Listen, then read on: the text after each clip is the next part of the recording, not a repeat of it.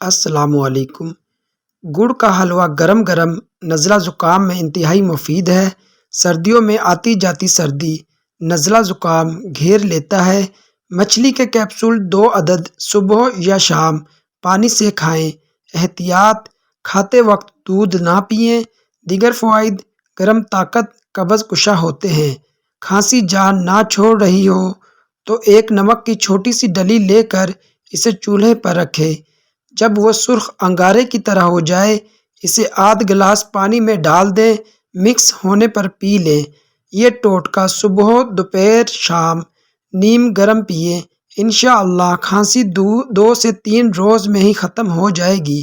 نزلہ زکام کی حالت میں چنے گرم گرم بھنوا کر مل مل کے دوپٹے میں لپیٹ لیں اور سونگھیں، پھر تھوڑے سے چنے تناول فرمائیں۔ 2-3 روز صبح شام کھائیں۔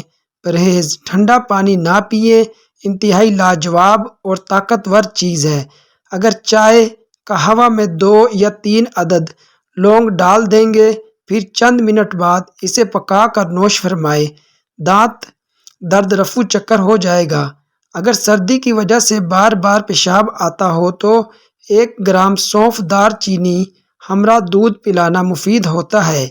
بچوں کو سردی کی شدت سے محفوظ رکھنے کے لیے رات کو سونے سے کچھ دیر پہلے تھوڑا سا شہد چٹا دیا کریں۔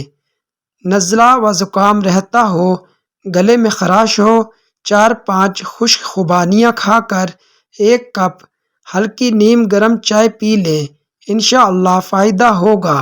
سردیوں میں انگلیوں کا سوجنا بھی بڑا مسئلہ ہے اور انگلیوں میں درد بھی ہوتا ہے۔